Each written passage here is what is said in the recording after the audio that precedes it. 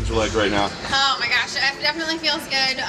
More than anything though, after that first round, I know I have a lot to work on still. I felt like I had a lot of ring rust, and it took my coaches talking to me in the corner, telling me what I needed to work on, and going into that second round, just listening to my coaches and really hearing them what won me that fight tonight. So what was the mindset then, like between rounds? I mean, were you a little down on yourself? I mean, what was the mindset, and what did you have to adjust? Yeah, I knew I lost the first round, and going into the corner, it's hard not to be defeated, knowing that you're, losing and down on the scorecards. But I know I wasn't ever in danger during that entire round. It was, there was no positions where I felt like I was being threatened, and I kind of told myself, hey, I need to turn it up. It's time to turn it up. I was able to land a really clean head kick in the first round, and trying to use that striking again, but she was able to set up that takedown really well. Luckily, I was able to listen to my coaches and tell me exactly what I needed to do to finish in that second round. Slick finish. I mean, is that something that you drill on that, or is that, No. No, I mean, I am pretty good at getting slick submissions where people don't see it. I was actually really deep on the heel hook, and I feel like if it was a guy, I would have finished it, but women are very flexible, only because women are very flexible, so she was able to work her way out of it. So I hope that I can continue to have these, amazing submissions, but hopefully actually be winning the rounds before I get them. Can you talk about what this whole experience was like for you? Because, I mean, not that you're the bad guy, right? But, I mean, you know what she went through. You know that there were people that were just pulling for, like, this fairy tale ending, but you got to worry about your own career, right? Not about her story. So, I mean, has this been tough on you to be on the other side of this fight? No, not at all. I went into it, of course, when I heard her story. My managers called me, and I was kind of one of the first ones to know. Luckily, our managers are really good friends with her, so they kind of told us what happened and why she had to pull out of the fight, and I just felt so sorry for her. I luckily, haven't had to go through anything even close to that, but it's something that she's going to continue to deal with for the rest of her life, and it's traumatizing and awful, but the fact that she was able to even show up tonight is a huge triumph and a success. So, all prayer, I'm going to be praying for her and her family, and, for her arm, I know I don't know what exactly happened with the armbar, but, I had a long road to recovery, and it's really hard, but, hopefully she can focus on some family time right now. Nice. And last thing for me, now you're back, you're healthy, you seem to be in good spirits right now, so what's next? I mean, do you feel like you need to make up for lost time? Are there opponents, are there dates, are there cards? What's the plan? Gosh, for me, what's next? My husband fights next in Bellator, so we're getting ready for that. And then, of course, I'll be training alongside him the entire time, so it's just straight back to the gym and whatever the UFC offers me. I didn't take a single punch tonight, so that was, a huge benefit. I'm excited to get back into the gym and just go straight back to training. I was able to see a lot of my flaws in that fight and a lot of things I need to work on. Luckily, my husband's a national champion wrestler, so he's going to fix a lot of my wrestling mistakes. How active are you looking to be this season? As active as I can, I was excited to kick off with the first, big win for my team, Gracie Baja Portland. Our next teammate fighting is Ricky Simone, fights a top 15 ranked guy here in the UFC, so he's next. And then I'm excited just to see what the UFC offers me. And what do you make of the flyweight division? Who's up there? Who do you think will be getting the next shot? Because it doesn't seem like there's a clear contender right now. No, I don't think there is a clear contender. It's a brand new division, and I feel like we need to see a lot more fights happen before we can see who is the top 5, the top 10. And it took a while for the strawweight division for that to happen.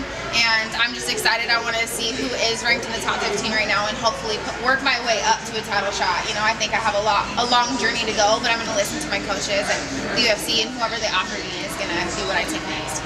When you say a long journey, you think you have plenty of fights left before fighting for a title? Because you have a big name, and this is a pretty brand new division. So. I feel like when I was in the strawweight division, I did rush myself to get to a title shot. I was rushing, I was chasing for a belt. I feel like right now I need to enjoy the process a little bit more, and I love what I do. I love being out there, and I am 24, and I hate when people are like, oh, you're so young. But it's absolutely true, I am so young. I might as well wait, develop my talent, and work my way up the division, and then really claim my title shot when I deserve it. And is that something that will come with time, and then you'll find out, or do you have, perhaps like a certain amount of fights you would like to clock in before you get to fight? I would love to get like 2 or 3 more fights before that happens. I think that's a good timeline.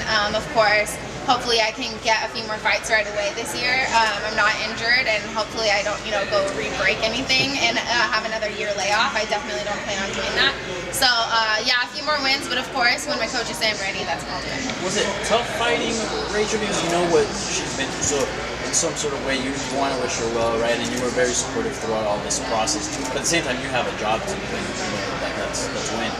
Yeah, you know, it's definitely, and when the cage door closes, until you're punched in the face and someone's coming at you, everything else goes out the window. Of course, I'm going to wish her well and pray for her and her family, but, you know, it's a sport. We owe it to each other to put on the best performance that we can. I hope that I was able to do that for her, and she's going to come back stronger from this. Lastly for me, Ian, did her just staying in the fight, did that inspire you in any way? Because I know you mentioned like you've been through stuff as well, and you mentioned in your book, and here she is, you know, still fighting for her dream and not letting her personal issues, you know, get in the way of her career. No, it's definitely amazing, and I feel like I really hope that the UFC continues to put these people on platforms, because she's somebody that people can look up to and girls can look up to. You know, a lot of people fight battles in the dark. It's unfortunate that people like her and myself, we have to fight our battles on a platform and a pedestal for the world to see, but we need to, you know, stand up tall and use it to inspire people, and I know that she's going to do that. Paige, you got married late last year. How does that change your preparation going into a fight, or maybe your mentality and the nerves, like right before fight night, especially with having your husband in your corner and all of that? Yeah, you know, it makes it so much better. It makes victory so much sweeter, especially because I know I'm doing it for us, and honestly, it makes me stay in the gym a lot more. If it wasn't for my husband, I probably wouldn't have been in the gym this entire year. Has getting married like reinvigorated your love for the sport and for MMA? Because, you know, you kind of have this whole family mentality of always being in the gym now with a fighter as your husband. Yeah, you know, we're a close-knit family at Gracie Baja, and I feel like definitely having my husband, it helps that dynamic. You know, it was a long, depressing road, having my arm broken twice, and then even before that, only being able to fight once, you know, so it was really defeating, but having him in my corner telling me, you know, he knows how talented I am and keeping me at the gym this entire time and making sure I'm training and doing everything it takes. It's that one person that reminds you on rainy days how talented you are, so I feel like I need that. Do you guys have any separation, or is it MMA all the time? Or is there every rule like no talking MMA at the dinner table, enough wrestling techniques while we're watching Netflix? No, it's pretty much MMA all the time. Really? Right? Pretty much MMA all the time. Yeah, he is one of my main, I wouldn't say training partners, because obviously we're very different weight classes, but it's somebody that I can continue to talk to and say, hey, you saw me in the gym today, what do I need to work on? It's someone you can, you know, MMA, it's a full-time job, and, you know, it's re-inspired my love for it. Paige, we've been canvassing fighters. New UFC title belt. What do you think of the design?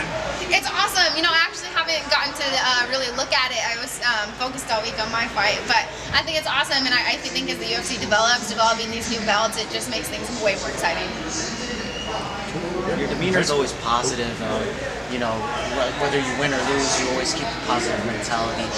Do you have any words in regards to your tape in New York and how you felt about the energy here in Brooklyn? I know it's not the same as MSG, but you know, Brooklyn is... No, I feel like this is definitely the same as MSG. Fighting in New York, this was absolutely amazing. I just felt such an energy walking out into the octagon.